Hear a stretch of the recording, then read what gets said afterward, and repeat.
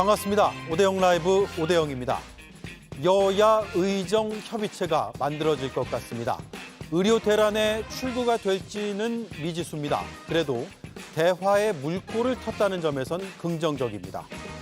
김건희 여사의 명품백 투수 사건에 대한 수사심의위가 이 시각 진행 중입니다. 어떤 결과가 나오든 파장이 클 것으로 보입니다. 이수진 앵커의 한 줄 뉴스를 전해드리고 본격적으로 시작하겠습니다. 기시다 후미오 일본 총리가 오늘 오후 서울공항을 통해서 입국했습니다. 기시다 총리는 용산 대통령실로 이동해 정상회담을 시작했습니다. 기시다 총리는 한일 공동선언 등 역대 내각의 역사인식을 계승하며 과거 힘들고 슬픈 경험을 한 한국인의 가슴이 아프다고 말했습니다. 윤석열 대통령이 안창호 국가인권위원장과 김용현 국방부 장관의 임명을 강행했습니다. 대통령 윤석열. 두 사람 모두 인사청문 보고서가 채택되지 않았지만 임명이 재가된 겁니다. 이로써 보고서 채택 없이 임명된 장관급 인사는 29명이 됐습니다. 정부가 응급실 의료 공백을 막겠다며 배치했던 군의관들이 출근했다가 돌아가는 일들이 이어지고 있습니다. 아주대병원에 파견했던 군의관 3명도 근무할 수 없다는 의사를 밝히고 돌아갔습니다. 그런데 정부는 여전히 군의관을 추가 투입하겠다는 계획을 바꾸지 않고 있습니다. 추가 235명도 응급의료를 중심으로 필요한 의료기관에 9월 9일까지 배치할 예정입니다.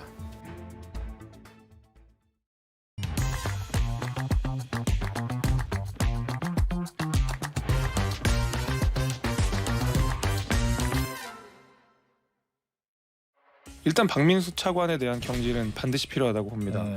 장관, 차관 문책해야 됩니다. 그리고 대통령 국민께 사과하셔야 됩니다. 복지부 장차관, 특히 박민수 차관은 꼭 경질해야 한다는 목소리가 나오고 있습니다. 올해 초 이렇게 의세 발언을 해서 의사들을 등 돌리게 했고요. 최근엔 직접 전화를 할 정도면 경증이라고 말을 해서 국민들의 공분을 샀습니다. 여기에 더해서 여당 의원들이 주최한 토론회에도 오기로 했다가 오지 않아서 여당 내부에서도 비판을 받았습니다. 하지만 대통령실은 박 차관 경질은 고려하지 않고 있다고 못 박았습니다. 갈등 상황이 있을 때마다 경질을 하면 일할 사람이 누가 있겠냐는 거죠. 그러면서도 2026년 의대 정원은 제로 베이스에서 논의할 수 있다고 설명했습니다. 이런 가운데 여야 의정 협의체, 이건 정부와 여야 모두 좋다는 의견을 모았는데요. 하지만 이게 만들어진다고 해도 박 차관이 자리를 지키는 한 논의는 공회전할 거란 우려가 나오고 있습니다. 네, 함께할 네 분을 소개해드리겠습니다. 이동학 전 민주당 최고위원, 김윤영 국민의힘 상근 부대변인, 한가선 조국혁신당 청년위원장, 김성열 개혁신당 수석대변인 나와주셨습니다. 안녕하세요. 안녕하세요. 네, 안녕하세요. 한가선 위원장님은 처음이니까 좀 잘 부탁드리고 앞으로 또 자주 뵐 수 있으면 좋겠습니다. 잘 부탁드립니다. 예, 박민수 차관이 전화할 수 있으면 경증이다라는 발언을 해서 상당히 무리를 빚었는데 오늘 이에 대한 본인의 입장이 나왔습니다. 먼저 듣고 오겠습니다. 인터뷰하면서 발언한 것 때문에 좀 논란이 돼서 여러분들 좀 걱정을 끼쳐드렸는데 제가 당시에도 말씀드렸던 것은 이제 환자 스스로 중증이나 경증을 판단할 수 없다고 분명히 말씀을 드렸습니다. 이제 가급적 국민들께 요청드린 거는 응급실 불가피하게 가게 되더라도 좀 작은 기관의 응급실부터 먼저 좀 방문을 해 주십사. 그렇게 요청드렸던 건데 좀 과도한 일반화를 하는 바람에 좀 걱정과 심려를 끼쳐드린 것 같고요. 그 부분에 대해서는 제가 좀 유감의 뜻을 표합니다. 네, 유감의 뜻을 표한다. 이게 사과인지 여부는 뭐 따져볼 부분이지만 일단 입장을 냈다는 점을 말씀을 드리고 어제 김종혁 최고위원과 나경원 의원 등이 책임자 경질을 요구했거든요. 그리고 오늘 김재섭 의원을 비롯한 당내 소장파들도 같은 내용의 촉구를 했는데 일단 들어보겠습니다. 하다 제가 여당 의원을 대상으로 한 노쇼는 처음 본 것 같습니다. 여당 구성원이 부르는데도 안 오는 거는 예. 저는 제 상식선에서는 이해가 잘 안 되거든요. 의료개혁에 힘을 보태고자 하는 사람조차 설득할 용기가 없고 직면할 용기가 없는 사람이 무슨 국민을 설득합니까? 일단 박민수 차관에 대한 경질은 반드시 필요하다고 봅니다. 의료계 쪽에서는 박민수 차관이랑 마주 앉는 것조차 못 견디겠다는 거예요. 말하자면 악연들이 싸워 있는 상황에서 도저히 이 사람이랑 협상 테이블에 앉을 수 없다라는 예. 입장을 하고 있는 상황이면 네, 김윤영 의원님. 네. 대통령실은 경질 요구, 경질 건의 이런 것들에 대한 의견을 일축해 버렸거든요. 대통령은 그러니까 인사권은 대통령의 고유 권한이다 이런 입장이죠. 대통령실의 입장을 들어보면 대통령실은 의료개혁과 응급의료체제 유지 두 개를 다 동시에 지금 하겠다는 의지를 보인 것 같습니다. 네. 국정을 운영하는 대통령 입장에서 현안이 많은 부처의 수장을 교체하는 것은 부담이 되는 것은 사실입니다. 하지만 당내 입장이 다른 이유는 지금 이 의료 대란 현실이 워낙 심각하고 특히 국민의 생명권이 달린 문제지 않습니까? 네. 그렇기 때문에 당내에서도 지금 많은 의견들이 나오고 있습니다. 물론 경질하면 안 된다는 의견도 있지만 경질을 해야 된다는 의견이 더 많이 나오는 것은 그만큼 저희 당도 이 상황을 엄중하게 바라보고 있다는 뜻입니다. 지금 목소리가 어느 쪽이 더 우세하냐라고 물으신다면 경질을 해야 된다는 목소리가 더 많고 그 경질을 해야 된다는 입장에 대해서 당내에서 별다른 목소리가 안 나온 걸 봤을 때 당 내부의 입장은 현재 경질해야 된다는 여론이 더 많다는 점을 말씀드리겠습니다. 그렇군요. 당내 여론은 어쨌든 경질의 무게를 조금 더 두고 있는 것으로 보이는데 그럼에도 대통령실에서는 일단 갈등 상황이 있을 때마다 교체하는 것은 아니다. 그리고 인사권은 대통령의 고유 권한이다라고 반박을 한 상황입니다. 이동학 의원님, 네. 박민수 차관의 경질 없이는 의료계에서는 아예 대화를 안 하겠다 이런 입장이었거든요. 네. 그런데 저렇게 이제 다시 한번 재신임을 못을 박았기 때문에 이 강대강 대치가 풀릴 것이냐 이 부분이 이제 궁금해지거든요. 그러니까요. 여지가 좀 생겨야 될 텐데 지금 대통령의 저 발언도 갈등 상황이 있을 때마다 장차관 교체를 하면 일할 사람이 누가 있겠느냐. 이건요. 지난번 우리가 이태원 참사 때도 그랬고요. 최혜병 사건 때도 그랬고요. 책임자가 책임을 지면 누가 책임 있는 자리에 가겠냐. 이런 인식하고 똑같은 거거든요. 네. 그러니까 이런 방식으로 해서는 저는 대화의 여지, 물꼬가 트이지 않을 것이라고 봅니다. 첫 번째는 일단 대통령이 당연히 자신의 어떤 입장과 태도를 뒤로 한참 물려야 됩니다. 그러기 위해서는 당연히 대통령의 사과가 전제되어야 되고요. 두 번째로는 장관, 차관 중에 일단은 차관은 당장 물러나도 상관이 없습니다. 다른 사람이 들어와서 차관 역할을 하면 돼요. 근데 이것은 당연히 의사 단체와 이런 데들이 협상이 원활하게 할 수 있는 인사여야 되겠죠. 예. 다만 장관은 전 전제를 좀 놓고 나중에 물러나겠다. 이 문제가 해결되면 나중에 물러나겠다라고 하는 전제 조건을 좀 달면 좋을 것 같고요. 그리고 난 다음에 결국은 여야, 의, 정 이 네 가지 협의체를 만들어야 되는 거 아니겠습니까? 지금 이미 그런 대안들이 나오고 있는데 결국에는 이 전제 1번, 2번이 이 전제되지 않으면 이 3번도 삐걱대다가 결국엔 국민들 앞에 좋은 결과를 못 만들어내게 될 겁니다. 그래서 대통령의 인식선에서부터 이미 변화가 좀 되어야 되는데 저렇게 의사 단체를 공격하고 또 국민들께 있어서 굉장히 이 정말 보건복지부 차관이 맞나, 국민의 생명과 안전을 책임지는 사람의 발언이 맞나, 경증과 중증 이거를 환자들이 판단할 수 없다 이런 식의 이야기를 하는 것 자체가 저는 굉장히 큰 문제라고 보는데 네. 이런 분들이 있는 한 이거 대화의 물꼬 트기는 쉽지가 않아 보입니다. 쉽지는 않아 보인다. 어쨌든 그런데 대화의 물꼬를 터보자고 지금 협의체 구성을 하자는 의견들이 나오고 있고 오늘 한동훈 대표도 제안을 했습니다. 들어보시죠. 국민의힘은 의료 공백 상황에 대한 국민 불안을 해소하고 지역 필수 의료 체계를 개선하기 위한 여야 의정 협의체를 구성 운영하자는 제안을 드립니다. 여야 의정이 함께 머리를 맞대고 의료 현장의 진료 서비스를 정상화하면서 의료 개혁이 국민의 도움이 되도록 협의하고 의대 정원 증원의 합리적 대안을 모색하는 협의체를 구성해서 운영하자는 겁니다.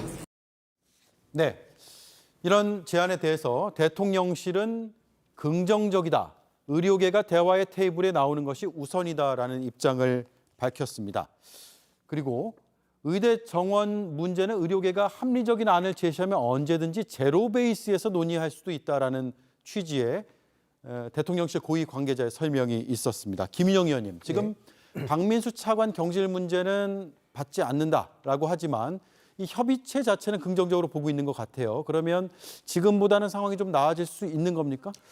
물론 박민수 차관 이야기를 중점적으로 보면 지금 뭐 나아질 가능성이 없다라는 말씀을 하실 수도 있는데 예. 저는 이 제로 베이스의 말에 더 중점을 둬야 된다고 생각합니다.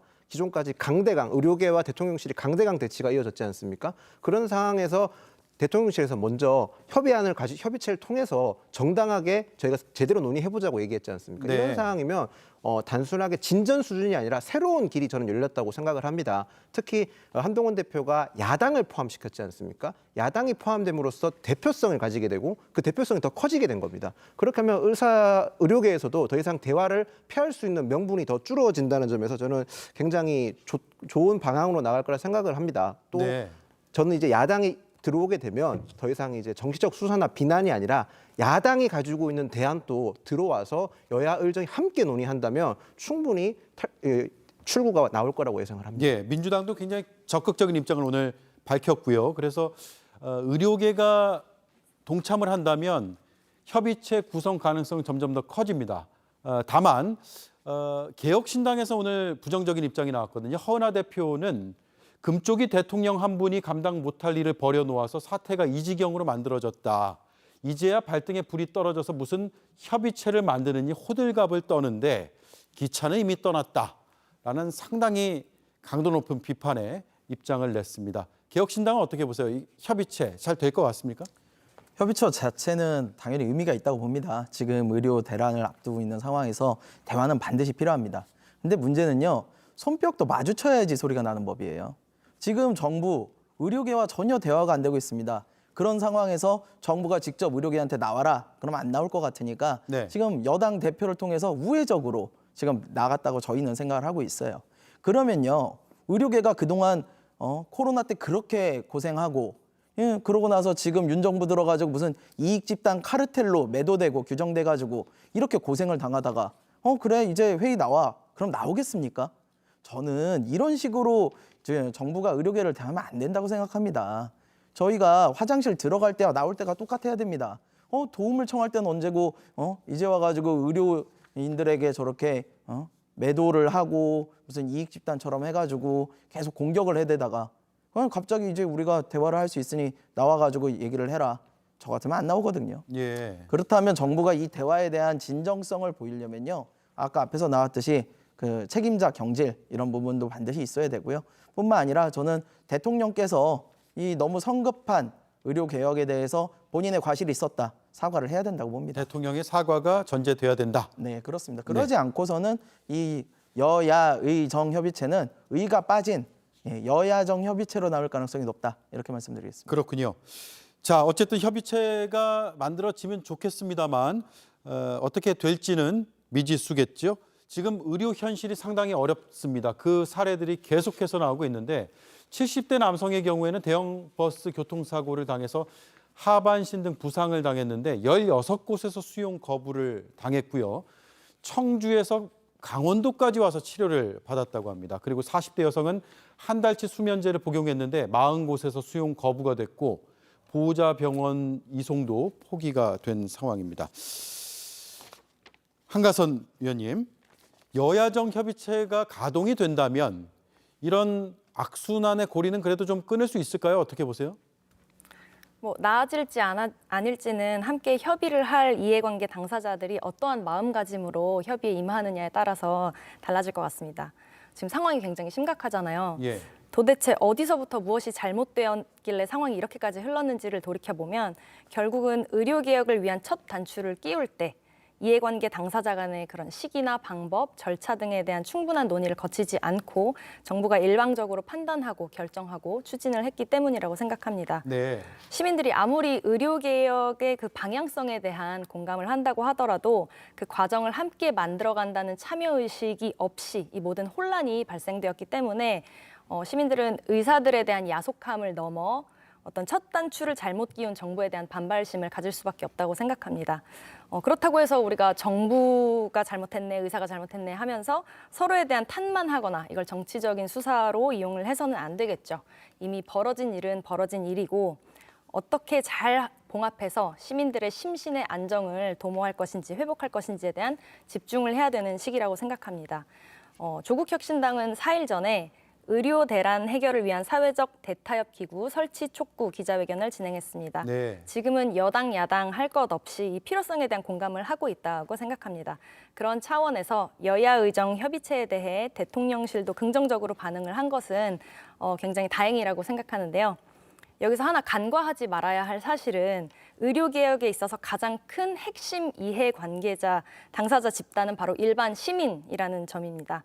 굉장히 시급한 사안이지만 그럴수록 여당, 야당, 의사, 정부 그리고 시민들이 함께 이 사안의 해결 방안을 모색하고 그리고 더 나아가서는 장기적인 관점에서 의료 개혁을 우리 모두에게 건강한 방향으로 추진할 수 있도록 이런 충분한 숙의 토론이 필요하다고 생각합니다. 예, 그렇군요. 오늘 이재명 대표가 응급실 뺑뺑이 문제를 언급을 하면서 영상도 띄웠거든요. 한번 보시죠. 제가 이거 처음으로 영상 자료를 한번 보여드렸는데 이건 국민들께서 보시라고 보여드리는 게 아니고 용산에서 좀 보라고 보여드리는 겁니다. 이분들이 뉴스를 안 보시는 거 아닌가 싶습니다. 모든 국민들이 다 알 뿐만 아니라 삶 속에서 생명의 위협을 느끼고 있는 이 처참한 상황을 다 모르고 있습니다. 정말 기야말 얘기를 하나 또 들었는데 스스로 전화할 정도면 경증이다. 전화를 못하면 그 죽는 거 아닙니까? 전화도 못할 정도면. 네, 이동학 의원님. 일단 비판할 거는 비판하고 또 협의체 구성에 대해서는 적극적으로 동참할 것은 동참하자라는 게 지금 민주당의 입장 같은데 이 협의체가 박찬대 원내대표도 애초에 좀 제안한 부분이 있지 않아요? 네, 벌써 이틀 전이죠. 원내대표 교섭단체 연설에서 그 제안을 한 바가 있고요. 이것은 왜냐하면 저희 야당의 역할은 정부를 비판하고 좋은 대안을 계속해서 제시하고 이런 것들을 하자라고 계속 할 수 있는 것인데 지금 그런 상태만으로는 대통령이나 어떤 대통령실 그리고 정부의 입장이 지금 바뀌질 않고 있습니다. 이건 안 되겠다. 도저히 지금 정부가 가진 역량으로는 이 문제를 해결할 수가 없겠다라고 생각을 해서 우리가 같이 협의체를 만들자라고 제안을 했던 것이었고요. 기존의 대통령의 태도는 나와 생각이 다르면 야당인 뿐만 아니라 정부 여당에서조차도 그냥 적으로 규정하는 그런 모양새들이 계속 나왔어요. 근데 네. 더 이상 이러한 태도로는 국정 운영을 할 수 있는 어떤 이 힘이 생길 수가 없다라고 하는 것을 말씀드리고요.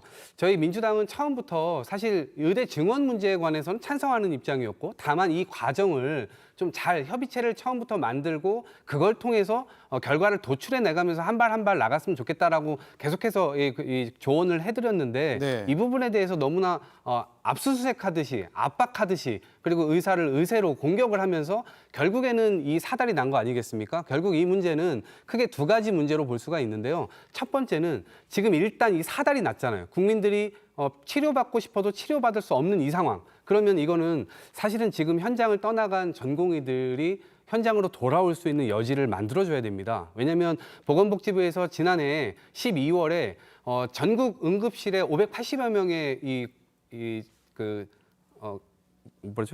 전공의 네, 전공의들이 있다고 얘기를 했는데 네. 지난 7월 달에 55명으로 줄었습니다. 근데 지금은 아마 더 많이 빠져나갔을 겁니다. 그래서 결국에는 응급실 자체가 응급한 상황으로 되어 있는데 그들이 돌아올 수 있는 여지를 만들고 두 번째로는 이 여야 의정이 어차피 만들어진 김에 그러면 나중에 정말 의대 증원 문제에 대해서 어떻게 할 거냐. 그거는 진짜 그 협의체에서 숙고할 수 있는 이 시간이 좀 필요하다고 보고요. 일단 급한 건 급한 대로 국민들이 치료받을 수 있는 이 병원 정상화 이것부터 먼저 논의를 했으면 좋겠습니다. 그렇군요.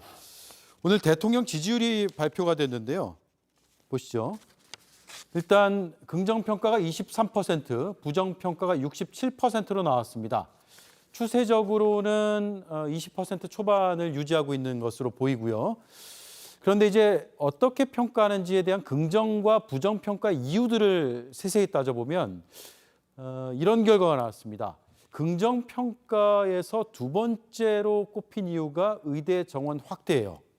그런데 부정평가에서 첫 번째로 꼽힌 이유도 의대 정원 확대입니다. 김인영 의원님 그리고 김성일 의원님 이거 어떻게 해석해야 되는지 한번 분석을 해주시죠. 저는 이 그 결과를 보고 왜 이제껏 여야가 24년 동안 정치권에서 의대 정원을 외면했는지, 의료개혁을 외면했는지 알 수 있다고 생각합니다. 네. 수치상 보면 두 개가 비슷해 보이지만, 긍정 부정이 비슷해 보이지만 세부 수치로 봤을 때는 부정 여론이 긍정보다 3배 정도 많거든요. 그러니까 전체 모수를 1000명으로 봤었을 때는 3배 정도 많다는 얘기입니다. 그 말인즉슨 의대 정원 의료개혁 자체가 국민들이 반발할 수, 그러니까 쉽게 개혁이 쉽지 않기 때문에 국민들의 반발이 자연스럽게 이루어질 수밖에 없는 내용이라는 거죠. 네. 정치인들은 지지율이나 저런 국민적 여론이 되게 중요하지 않습니까? 부정적인 이슈를 먼저 선점해서 얘기하는 건 솔직히 쉽지 않은 겁니다. 그렇기 때문에 외면했던 거니까요. 윤석열 정부가 이번에 지금 실시하고 있는 의료개혁에 대해서 높은 점수를 주르기 어려운 건 분명한 사실입니다. 가정에서 뭔가 문제가 있었기 때문에 오래 지속적으로 해결을 못하고 있는 건 맞지만 네. 그 의료개혁을 먼저 시작했다는 점에서에 대한 만큼은 조금 평가를 해줬으면 좋겠고, 그 부분에 있어서 지금 어려움이 있으니까 여야 공동협의체를 만들자고 한 거 아닙니까? 야당에서도 비난보다는 어떻게 하면 지금 이 시급한 위기를 타파할 수 있고 해결할 수 있는 방안을 모색하는 점에 대해서 논의를 해줬으면 좋겠습니다. 네. 긍정도 있고 부정도 있는데 전체적인 모수를 보면 부정평가가 더 높다. 하지만 어려운 길을 가고 있다. 이 말씀이네요. 네. 제가 보기에는 이렇게 보입니다. 의대 정원 증가시켜라. 근데 이 방법은 아니다. 이렇게 판단하시는 이 것 숫자에 같아요. 그 의미가 담겨 있다. 예, 그렇습니다. 예. 그 윤석열 정부의 개혁 방향성에 대해서는 전 개인적으로 나쁘지 않다고 생각을 합니다. 우리나라 이제 고령화도 심해지고 의사에 대한 수요도 높아지는 상황에서 특히 필수 의료 관련한 의사들 필요하다고 생각합니다. 이게 대부분의 국민 의식이라고 생각을 하고요. 노동개혁도 마찬가지입니다. 우리가 불법 파업으로 도로 점거하고 그런 부분들에 대해서 부정적으로 보는 국민들이 꽤 있었을 겁니다. 이런 부분 개혁의 방향성은 괜찮지만 문제는 윤석열 정부가 너무 어설픕니다. 우리가 빈대 잡자고 초가삼간을 태워서는 안 되는 법입니다. 네. 근데 윤석열 정부는 대화와 타협이라는 게 없습니다. 이런 걸 풀어가는 과정에서 그냥 일방적으로 밀어붙이기만 해요. 민주주의에서 대화와 타협이 없으면 그건 민주주의가 아닙니다. 윤석열 정부요, 노동계와 의료계와 대화가 안 돼요. 근데 거기만 대화가 안 되는 게 아닙니다. 국회와도 대화가 안 된다고 국회 개원식도 안 와버려요. 심지어는 여당 대표와도 소통이 잘 안 되는 것 같습니다. 네. 이게 검사일 때는요, 자신이 옳다고 생각하는 것만 하면 잘 될 수 있습니다. 하지만요, 대통령이요, 자신이 옳다는 것만 생각하고 하면 그건 독재입니다. 윤석열 대통령이 지금 꼬여버린 매듭을 풀기 위해서는요, 대화를 반드시 해야 되고요. 그 대화의 시작은요, 박민수 보건복지부 차관 그리고 김문수 고용노동부 장관의 경질로부터 시작될 것입니다. 전 이 대화의 진정성을 정부가 반드시 보여줘야 된다고 생각합니다. 네. 그렇군요. 한가선 의원님, 지금 국민의힘 인요한 위원장의 문자 메시지가 어제 공개가 돼서 굉장히 논란이 됐고 오늘까지 논란이 이어지고 있어요. 네. 어떤 시각으로 조국 혁신당에서 보고 있습니까? 이 보도 이후에 굉장히 많은 시민들의 절망감을 직간접적으로 체감을 할 수 있었습니다. 인요한 최고위원께서는 수술은 원래 예정되어 있었고 그리고 본인이 개인적으로 잘 아는 사이이기 때문에 좀 잘 부탁한다라는 차원에서 말한 것이다라는 해명을 하셨는데요. 물론 그랬을 수도 있다고 생각합니다. 하지만 그러한 해명을 접하고도 시민들 사이에서 비탄의 목소리가 나오는 이유는 이분이 특히 의료개혁특별위원회 위원장이시잖아요. 네. 그럼에도 불구하고 이렇게 청탁처럼 해석될 수 있는 문자를 아무렇지 않게 본회의장에서 꺼내들고 대화를 나눴기 때문입니다. 이런 태도에서 시민들은 결국 의료 내란이라는 거대한 고래 싸움에 터지는 새우등은 우리들 뿐이구나. 우리는 응급실 뺑뺑이 때문에 생사를 넘나들고 있는데 고래에 속하는 사람들은 그 생사마저도 우선 처리가 되는구나라고 합리적인 의심을 할 수밖에 없는 것입니다. 이것은 그냥 해명하고 넘어갈 일이 아닙니다. 앞뒤 맥락에 대해 명백히 밝혀져야 될 사안이고요. 예. 이것이 정말 특정인에 대한 의료 청탁으로 밝혀진다면 명백한 청탁금지법 위반에 해당된다고 볼 수 있습니다. 그렇군요.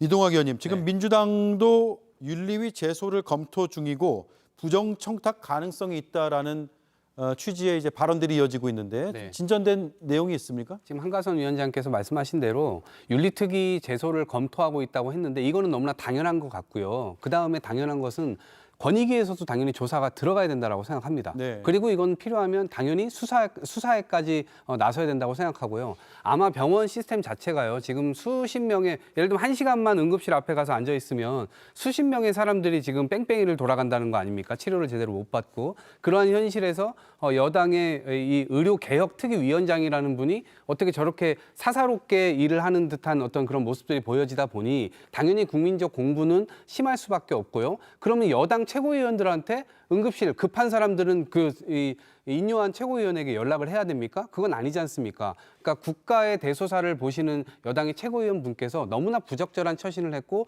지금 상황이 정부 여당이 의료개혁이라든가 이런 것들을 좀 잘 해내서 국민들의 마음의 여유도 있고 전반적으로 그런 상황이라면 저런 거 그냥 넘어갈 수도 있을 거예요. 문제 삼지 않을 수도 있습니다. 그렇지만 법적으로 분명히 잘못된 건 당연히 문제 삼아야 되고 특히나 지금 의료 현장 자체가 아수라장이 되어 있다 보니 네. 저 공부는 훨씬 더 심할 수도 있다라고 생각을 합니다. 그렇군요. 사실관계에 따라서는 수사 가능성도 있어 보인다라는 말씀 해주셨습니다. 김유영 의원님 마지막 한 말씀 듣고 넘어가죠. 일단 인요한 의원의 어제 있었던 일은 시기상 상당히 적절하지 않은 건 분명한 사실입니다. 국민들께서 보시기에도 불편하셨을 거라 생각은 하는데 인요한 의원의 설명과 해명대로 충분히 불법적인 청탁은 없었고 절차대로 진행된 수술에 대해서 그냥 의견을 정도 제시한 거다. 그렇게 설명해서 장내에서도 현재 인요한 의원의 설명에 대해서 지금 일단 그렇게 가는 게 맞다고 보고 있습니다. 설득력이 높다고 판단하고 네, 그렇습니다. 있군요. 알겠습니다. 자, 이 소식도 더 추가되는 내용이 있으면 전해드리도록 하고요. 다음 이슈로 넘어가겠습니다. 어떤 일로 지금 오신 건가요? 저는 여기서 농성하느라고 왔죠. 나는 초청도 안 하고 그 의견서 제출하는 것도 묵살당했잖아요. 나는 여기 입구에서 계속 대기하고 있으니까 언제든지 불러달라는 의미로 여기서 지금 마이크 농성하는데. 어쩐 일로 왔냐는 질문 속에 최 목사가 초대받지 못한 손님이란 의미가 담겨 있죠. 오늘 검찰에선 김건희 여사의 명품백 수수와 관련해서 수사심의위원회가 열렸습니다. 가방을 준 사람은 못 들어갔지만 여사 측 변호인은 수심위에 참석을 했습니다. 최종 목사 쪽은 오늘 참여 안 하는 걸로 지금 알려져 있는데 따로 문제는 없다고 생각하십니까? 네, 수사 심의 규칙에 따라서 판단을 한 거기 때문에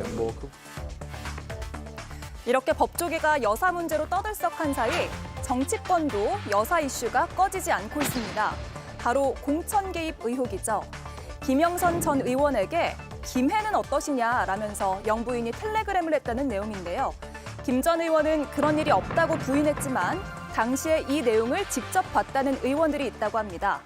야당은 여사특검법을 재발의했고 여당은 기자를 상대로 법적 대응을 예고했습니다.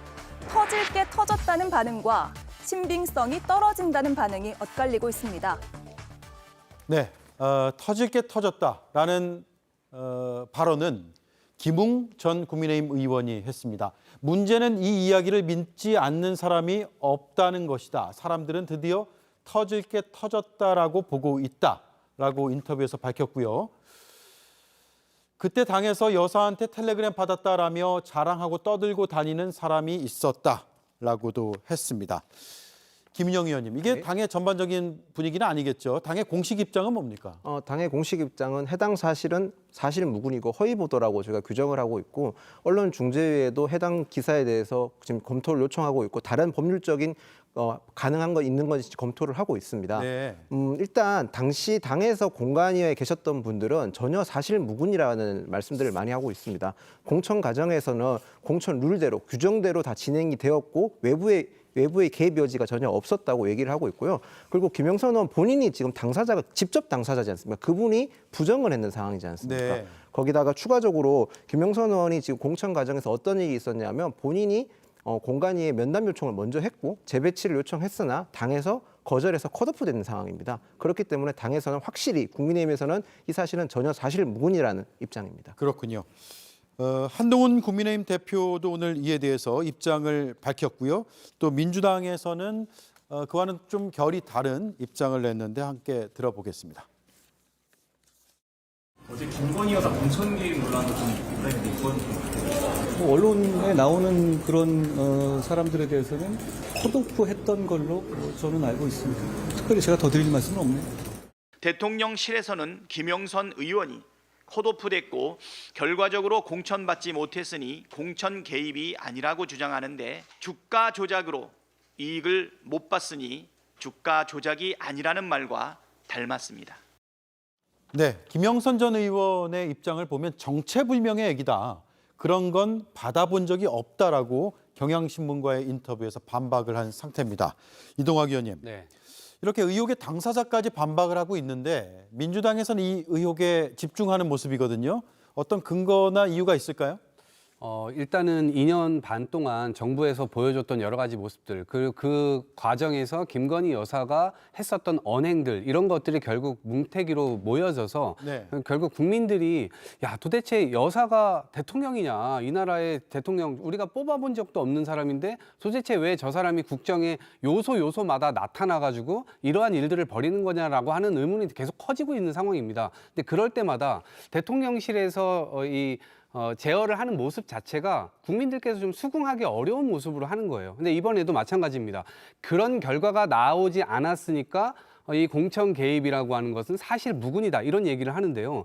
개입이라고 하는 것 자체가요, 이 과정에서 개입, 그 결과와 관계없이 그 개입을 했다고 하면 그건 공천 개입입니다. 네. 근데 당하고 여사하고 도대체 아무런 관계가 없는 거거든요. 그냥 남편이 대통령일 뿐입니다. 그런데 여사가 나와가지고 여성 국회의원들과 밥도 먹고, 그다음에 배우자들을 모아서 또 밥도 먹고, 그런 과정에서 이런 제안을 했다고 구체적으로 그 언론에서 쓰지 않았습니까? 그래서 이것 자체가 국정농단의 하나의 단면일 거다, 이렇게 생각을 하고요. 네. 아마도 취재했던 기자분께서 뭐 추가 보도를 또 한다고 하니까 그런 점에서는 또 좀 지켜볼 필요가 있다라고 생각이 들고요. 근데 어쨌든 총괄적으로 윤석열 정부의 이 고비고비마다 있었던 이 여사의 어떤 손길, 이런 것들이 결국 국민들께서 이 정부를 불신하는 데 있어서 굉장히 큰 요소가 되고 있어요. 그래서 왜 이렇게 국정 운영을 하는지에 대해서 저희들로서는 이해할 수가 없고, 그런 점들이 너무나 뼈저리게 이 여당에서 그리고 대통령실에서는 이 반영해야 된다고 생각합니다. 네.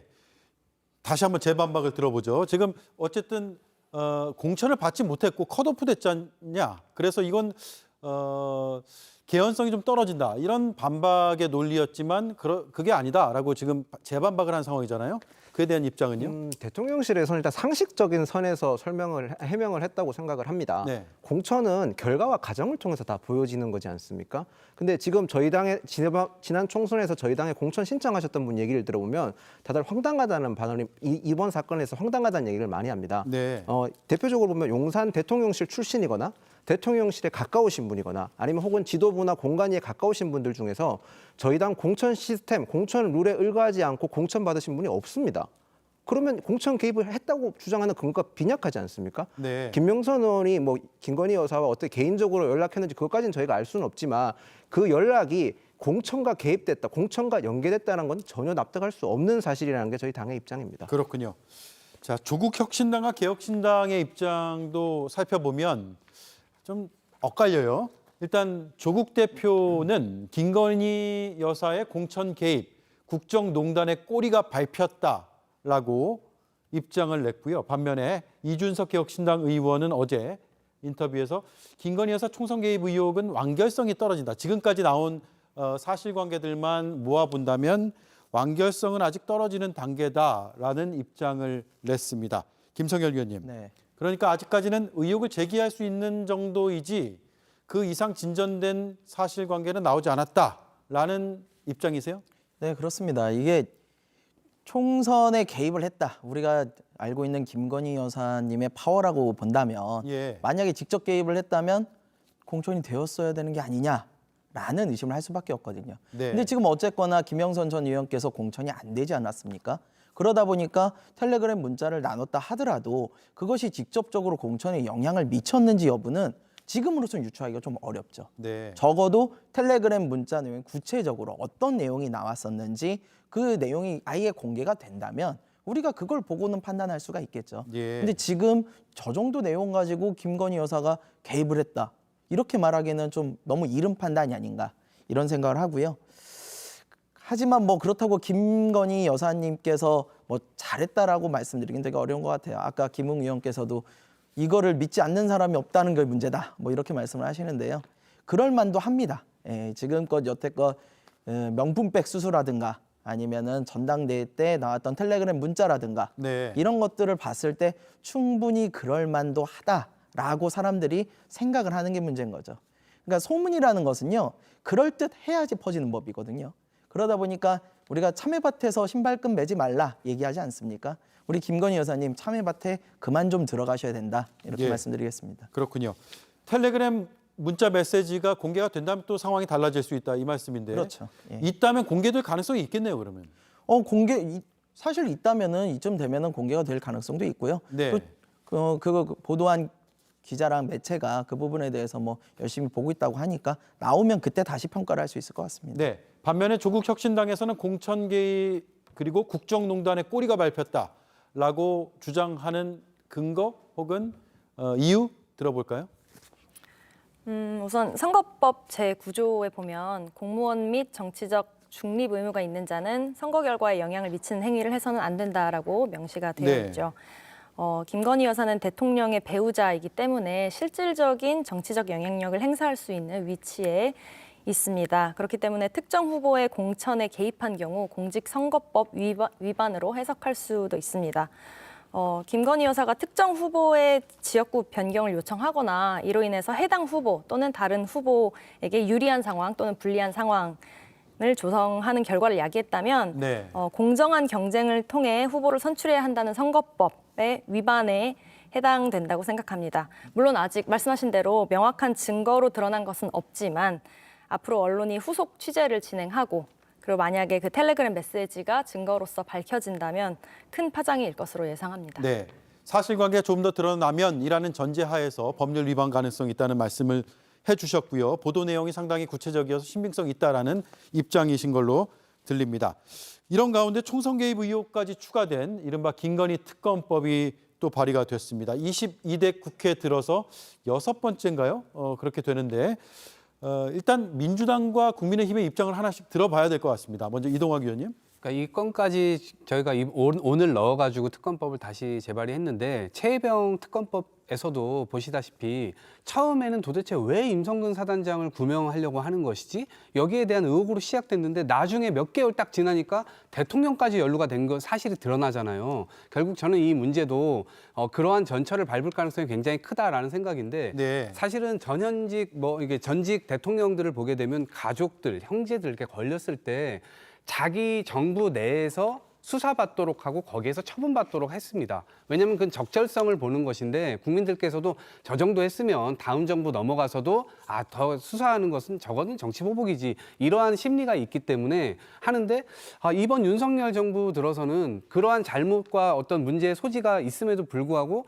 오히려 조사 과정을 불투명하게 만들거나 오히려 이 조사를 외압으로 해가지고 제대로 조사를 못하는 모양새를 만들었거든요. 네. 원래 그런 모습도 안 들켜야 되는 게 정상이죠. 그런데 다 들키잖아요. 심지어 검사가 직접 김건희 여사를 조사하러 가는데 핸드폰 빼앗기고 조사를 하기도 하고요. 그러니까 그런 여러 가지 점들을 지켜볼 때 이거는 정말 더 이상 참을 수가 없다라고 하는 점에서 켜켜이 누적되어가는 특검법 이건 물론 대통령은 또다시 거부권을 행사할 수도 있겠죠. 그런데 그 국민적 공분이 해소되지 않는다. 이 지점에서는 반드시 대통령께서 가슴 깊이 새기고 이 부분에 대해서는 받아들이셔야 할 것으로 생각합니다. 발의의 필요성은 충분히 있었다. 김영 의원님. 민주당에서는 특검을 너무 가볍게 생각하는 것 같습니다. 지금 김건희 여사의 특검을 추구하는 내용을 보면 근거가 기사 하나입니다. 사실관계 확실하지 않고 저희는 분명히 그런 적이 없다라고 밝혔음에도 불구하고 아무 근거 없는 거 가지고 최소한 무슨 내용이라도 밝히고 특검을 발의해야 저희가 뭐 납득이라 하든 검토를 할 텐데 네. 기사 하나 가지고 더 이상 그걸 근거로 특검을 낸다는 발상 자체가 굉장히 놀랍고요. 이렇게 되면 민주당이 기존에 냈던 다른 특검들까지 진정성의 위험을 받습니다. 특검은 자칫 잘못하면 권력 분립에 대한 심각한 위반이 될 수도 있는 상황이거든요. 이 말은 제가 한 게 아니라 노무현 대통령께서 하신 말씀입니다. 네. 국회가 입법을 통해서 강제적으로 수사권을 부여하는 것은 상권 분립에도 위배될 수 있는 요소가 저도 충분히 있다고 생각을 합니다. 민주당에서 특검 발의에 대해서 조금 더 진중하게 하셔야만 기존 특검까지도 제대로 논의를 할 수 있다 이렇게 말씀드리겠습니다. 입장에 따르면 그러니까 민주당이 언론 보도를 근거로 한 것이고 다른 추가 근거는 없는 상황에서 오히려 특검이 남발되고 있다라는 측면에서의 비판으로 듣겠습니다. 자, 김 여사 명품백 수수와 관련한 수사심의위원회도 지금 열리고 있어요. 오후 2시부터 열렸는데 김건희 여사 측 입장을 잠깐 들어보겠습니다. 가장 좀 중점적으로 의견을 개진하실 부분이 있다면요? 저희가 지금 그런 내용을 미리 밝히는 거는 좀 부적절하다고 생각하고 있고요.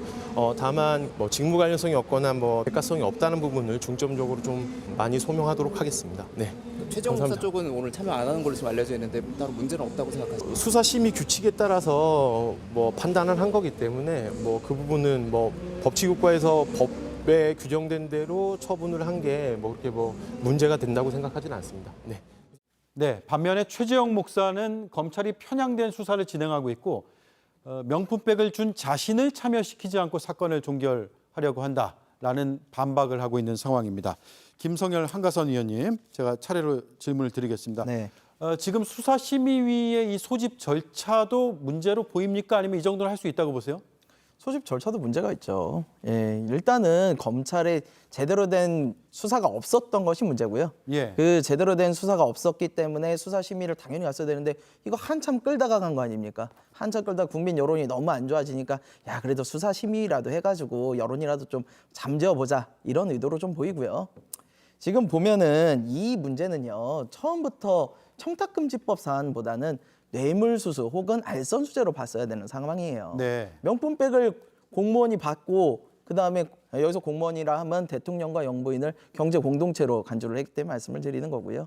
공무원이 명품백을 받고 청탁에 의해서 그런 거에 대해서 국민묘지 안장을 알아봐주고 그랬으면 이거는 당연히 뇌물 또는 알선수재로 봐야지 이걸 어떻게 청탁금지법으로 봐가지고 고위공무원 부인은 명품백을 받아도 괜찮다는 역사에 남을 이런 말도 안 되는 판단을 내립니까? 저는 윤석열 정부의 이런 행동들이 반드시 도구로 돌아올 거라고 생각을 하고요. 오늘 네. 수심위 결과도요. 사실은 이렇습니다. 경제학에서는요. 예측 가능한 정보를 굉장히 좋아해요. 그래야지 불확실성이 사라지거든요. 저는 윤석열 정부 경제학에서 매우 좋아할 정부라고 봐요. 예측이 틀린 적이 없습니다. 예. 이번 수사심의도요. 예측 그대로 명분 쌓기용으로 그냥 끝내지 않을까. 김건희 여사에게 무죄를 주는 그런 방편으로 삼지 않을까 생각을 합니다. 그렇군요. 한가선 의원님. 네. 대통령 영부인과 관련한 너무 많은 의혹들이 끊임없이 수면 위로 올라오고 있습니다.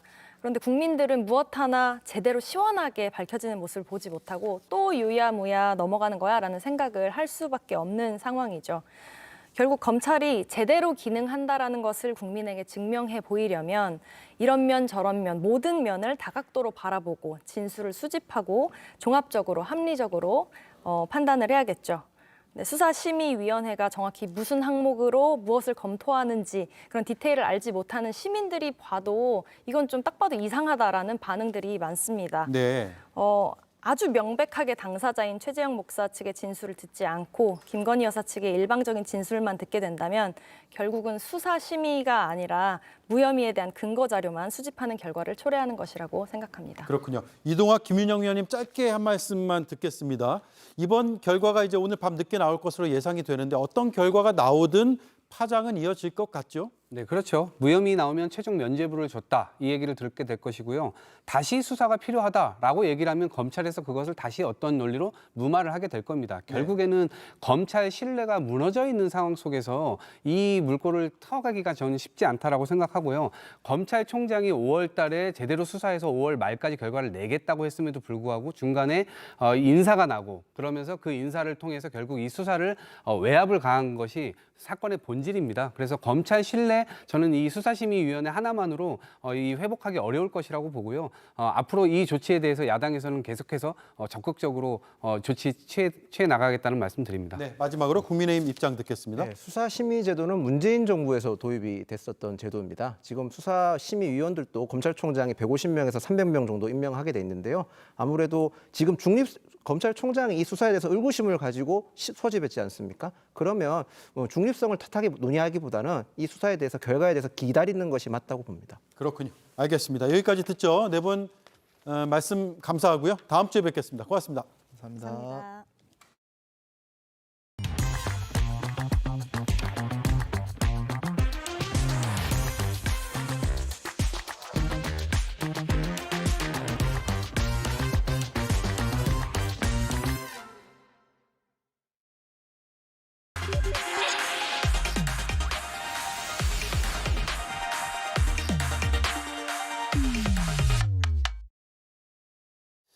네, 오대영 라이브의 간판 코너 단도직입입니다. 오늘 손님을 제가 어떤 수식어를 붙일까 고민을 하다가 붙이지 않기로 했습니다. 오늘 손님 곽상원 더불어민주당 의원입니다. 안녕하세요. 예, 반갑습니다. 곽상원입니다. 예, 반갑습니다. 예.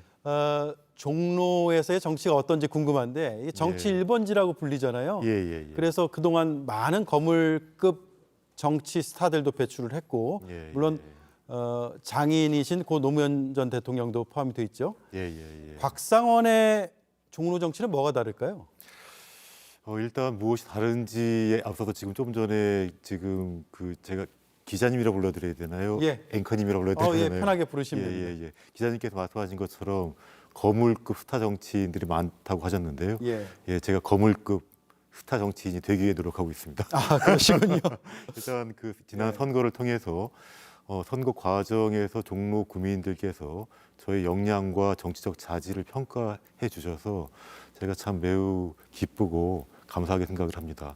실제 선거 이후에도 지금 계속적으로 그 종로 구민들, 그다음에 지역 유권자들, 실제로 종로에는 지역 유권자들만 거주하거나 다니는 곳이 아니라 전국에서 많은 분들이 오십니다. 그래서 종로의 정치 상황들을 보시고 그다음에 종로 구민들의 특징적인 것들이 좀 있는데요.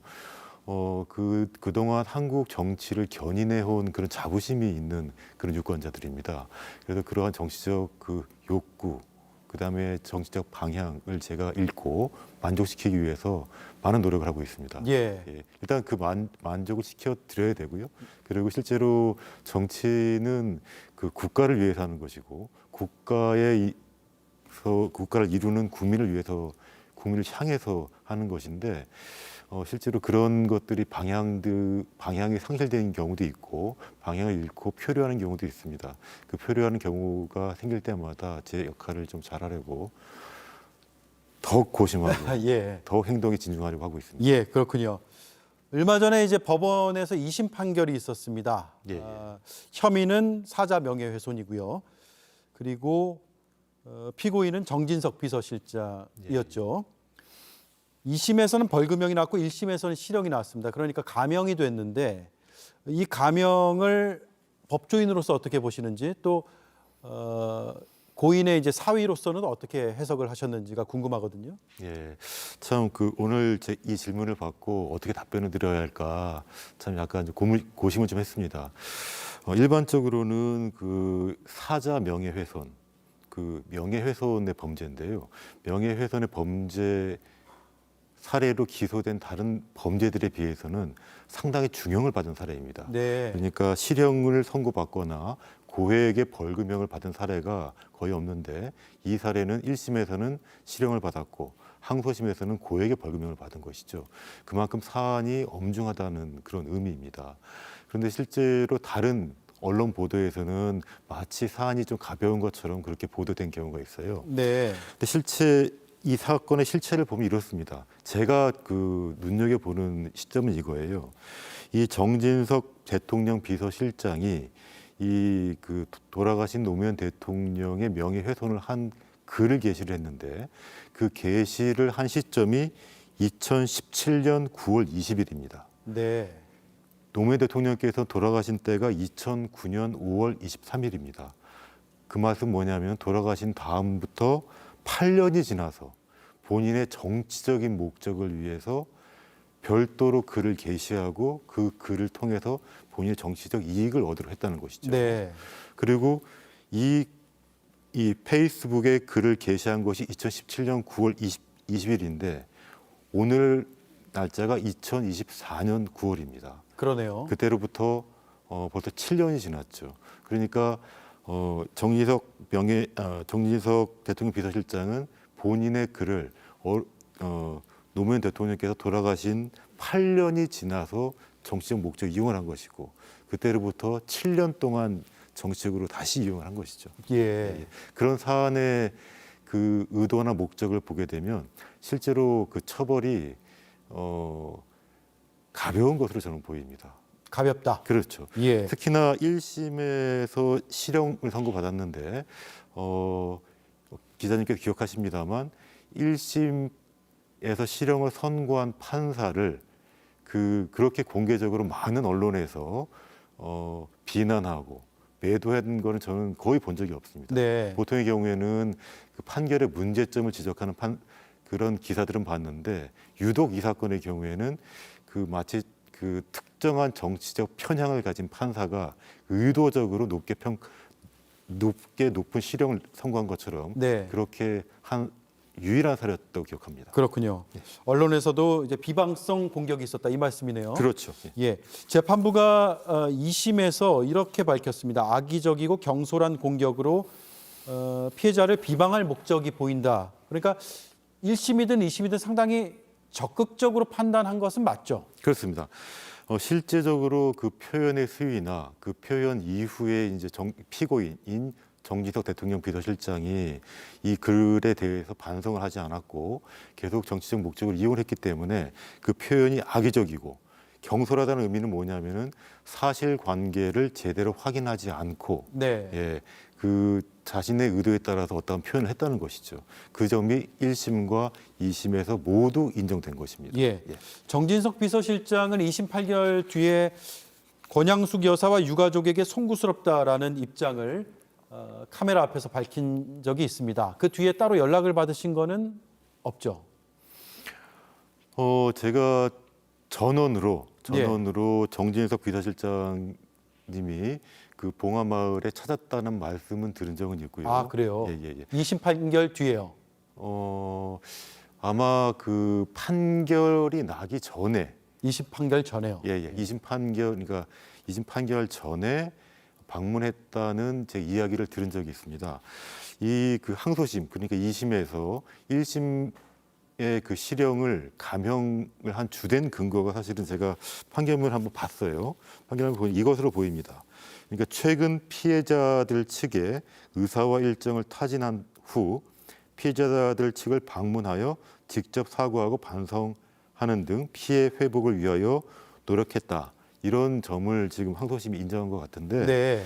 실제로 그 이 판결문을 읽어보면 정진석 실장은 이렇게 항변을 합니다. 내가 한 행위는 구체적 사실을 적시한 것이 아니다. 다소 과장되었을 뿐이지 허위 사실도 아니다.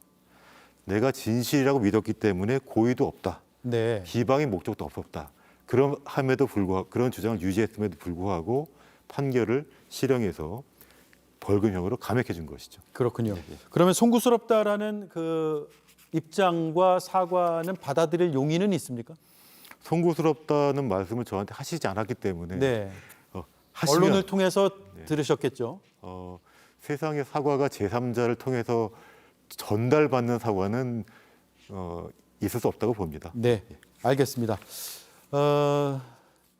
김건희 여사와 최재형 목사의 그 카톡 메시지가 얼마 전에 공개가 됐고요. 그 안에는 이런 내용이 있습니다. 김 여사가 남편이 노종현 씨 수사를 다 덮었고, 그러니까 윤석열 대통령이 과거에 노종현 씨 수사를 다 덮었고 권양숙 여사가 고마워했다라는 내용이거든요. 물론 이게 카톡 메시지고 그 앞뒤 맥락도 좀 봐야겠지만 저것만 보면 저 표현이 굉장히 눈에 띄는데 이에 대해서 명예훼손이다라는 입장을 저희 취재진에게 밝힌 적이 있잖아요. 법적인 대응도 하실 생각이세요? 일단 이 지금 김건희 여사가 이렇게 카톡을 보낸 맥락을 좀 봐야 하고 그다음에 김건희 여사의 주장이 실제로 무엇인지를 제가 좀 봐야 하는데 지금 말씀하신 것처럼 이 그 제 아내가 그 윤석열 검사한테 수사를 받은 것이 벌써 지금으로부터 12년 전입니다. 네. 12년 전인 2012년인데요. 그때 이 김건희 여사가 자신의 남편이 윤석열 검사한테 어떤 말을 들었는지는 모르겠습니다. 그런데 어제 오늘 지금 사건들을 보게 되면 김건희 여사가 공천 개입을 했느냐라는 지금 논란이 지금 벌어진다는 거지 않습니까? 네. 아마 이때부터 12년 전부터 이미 수사에도 개입하지 않았나 하는 생각이 들긴 합니다. 이런 태도를 보게 되면. 그런데 이 김건희 여사의 태도와는 달리 제가 안타깝게도 아주 오랫동안 국정원의 사찰을 받은 적이 있어요. 실제로 공개된 문건에 따르면 제가 최장기간 동안 그 아주 많은 문건, 제일 많은 문건이 존재를 하는데 그 내용의 그 꽤 많은 분량이 윤석열 검사로 추정되는 사람의 이야기입니다. 예. 그 내용을 보게 되면 윤석열 검사가 불법적으로 수사를 진행하고 있다는 내용도 있고 실제로 기소를 할 수 있을 것인지에 대한 고민이 담긴 것들이 굉장히 많고 국정원 보고서예요. 예, 국정원 사찰 문건이죠. 사찰 문건이요. 예. 지난 정부 때 공개가 됐나요? 그렇죠. 예. 예. 그러니까 문재인 정부 말미에 공개가 됐었고요. 그 자료를 보게 되면 그 윤석열 검사로 추정되는 사람이 국정원 요원과 상의하는 내용도 나오고 그렇습니다. 네. 예, 제가 이렇게 여러 차례 얘기를 했었는데도 아무도 문제 삼지 않았습니다. 사실이기 때문일 것으로 봅니다. 예. 근데 만약에 남편이 제 아내의 수사를 다 덮었으면은 실제로 기소하지 않았을 텐데, 그리고 국정 문건에 정반대되는 사실이 기재되지 않았을 텐데요. 예, 일단 사실관계가 옳지 않은 것 같고요. 네. 그다음에 또 권양숙 여사께서 고마워했다라는 내용이 있는데, 그때 그 12년 전에 일개 검사의 부인을 저희 장모님이신 권양숙 여사님께서 만나서 고마움을 표시할 수 있는 그런 지위가 됐는지 모르겠습니다. 네. 그런 그 현실의 신분에 대한 오인이 있었기 때문에 아마 어제 오늘 공천 개입의 문제도 벌어진 것이 아닌가 하는 생각을 듭니다. 그렇군요. 2012년이면은 대통령이 결혼했는지 안 했는지 그 시점도 좀 따져봐야 될 부분인 것 같긴 합니다. 아마 결혼을 한 이후일 겁니다. 그러니까 예. 윤석열 검사가 그때 김건희 대표와 만나서 결혼을 한 이후일 겁니다. 네, 알겠습니다. 저희가 지금 거론되는 당사자들의 혹시 반론이 들어오면 그것도 예, 물론입니다. 나중에 전해드리도록 물론입니다. 하죠. 지금 김건희 여사의 수사심의 사건에 대한 수사심의가 현재 이제 검찰청에서 예. 열려서 진행이 되고 있는데 이에 앞서서 김건희 여사를 검찰이 조사하는 방식을 놓고 이게 특혜다 아니다 여러 이제 주장들이 부딪혔단 말이에요. 예. 이 질문이 윤석열 대통령 기자회견에서도 나왔는데 윤 대통령은 저도 전 영부인을 방문 조사했다라고 답을 했습니다. 그러니까 특혜가 아니라는 쪽에 무게를 짓는 답이었는데 전 영부인을 방문 조사했다라는 게 권양숙 여사가 아니냐라고 언론에서는 해석하는 기사들도 나왔거든요. 이 답변은 어떻게 보셨어요? 일단 특혜냐 특혜가 아니냐, 그러니까 일반적인 것이냐, 예. 그 기준은 다른 피의자, 수사를 받는 사람들과 수사기관이 공평하고 형평에 맞게 대우를 했느냐, 그걸 기준으로 삼는 것이겠죠. 아마 그 많은 국민들이 그 고소를 하거나 또는 고소를 당하거나 수사를 받을 때 그 검찰청에서 친절하게 나와서 그 자신의 집으로 오거나 자신의 지배 하에 있는 건물로 오거나 그런 경우는 아마 거의 없을 겁니다. 네. 그 기준을 보게 되면 당연히 특혜인 것이죠. 특히 현직 대통령 부인이고 우리가 모두 영부인으로 부르는 분이 자신의 그 영향력을 행사할 수 있는 경호시설에서 조사를 받았다는 거지 않습니까? 그러니까 출장 조사를 받은 것인데 그렇다면 그것은 실제적으로 특혜인 것이죠. 근데 그 특혜를 마치 특혜가 아닌 것으로 보이기 위해서 윤석열 검사가 실제로 그 전 영부인을 방문 조사했다라고 했는데 그 저희 장모님이 권양숙 여사님인지는 모르겠습니다만 네. 제 기억으로는 과거 2009년 당시에 제3의 장소에서 조사를 했다라는 언론 보도는 봤습니다. 네. 예. 근데 그때는 이미 현직 영부인도 아니고 수사기관에 어떠한 영향력을 행사할 수 있는 지위에 있지도 않았고 그때 기자님도 기억하십니다만 모든 언론기관의 감시 대상이었고 네. 예. 그리고 검찰을 포함한 그 사회 세력들의 그러니까 뭐랄까 공격받는 입장이었기 때문에 그러니까 같이 비교할 수 있는 대상이 전혀 아니죠. 그렇군요. 근데 그걸 마치 같이 비교하게 했다라면 사실 의도가 굉장히 비열한 것이라고 봅니다. 예. 알겠습니다. 시간이 벌써 다 돼버려 가지고요. 그래요? 또 질문을 드리고 싶었는데 예. 또 뵙고 인터뷰를 할 수 있으면 네, 언제든지. 질문을 많이 드리도록 하겠습니다. 감사드립니다. 감사합니다. 예, 지금까지 곽상원 더불어민주당 의원이었습니다. 네, 감사합니다.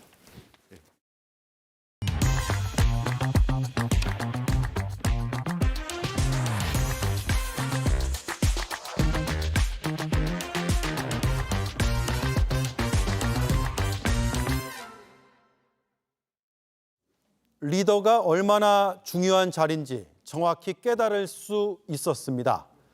목표를 제시하고 인재를 배치하고 동기를 부여하고 팀워크를 고취하고 성과를 내도록 만드는 그런 리더를 대중은 원합니다. 결정이 투박하고 절차와 시스템이 보이지 않고 비판엔 귀를 닫는 그런 리더를 대중은 원하지 않습니다. 아무리 훌륭한 인재들이 차고 넘쳐도 리더 한 명으로 하루아침에 무너질 수 있구나. 뼈저리게 느낀 어젯밤이었습니다. 앵커 한마디였습니다. 오늘의 디저트 완성! 맛있는 음식도 틀리에 끼면 불편할 수 있겠죠? 폴리덴트 맥스실 의치 부착제. 정교한 미세 노즐로 의치를 고정하고 음식물 유입을 차단합니다. 새로운 패키지를 만나보세요. 교과서 클래스가 다르다. AI 클래스가 다르다. 초코 클래스가 다르다. 클래스가 다르지? 교육 노하우를 모두 담았으니까 미래엔 클래스가 다르다. 초딩 초코에. A great night's sleep, night after night after night. That is the difference. The difference is temper. 일할 때 오래 서 있으면 너무 힘든데 제가 신어보니까 너무 편해서 아빠한테 선물해드렸어요. 아빠 나밖에 없지? 우리 딸 고마워. 선물 고민하세요? 그럼 르무통 완전 추천드려요. 서 있을 땐 르무통. 네, 오대영 라이브 마치겠습니다. 다음 주에 뵙겠습니다. 고맙습니다.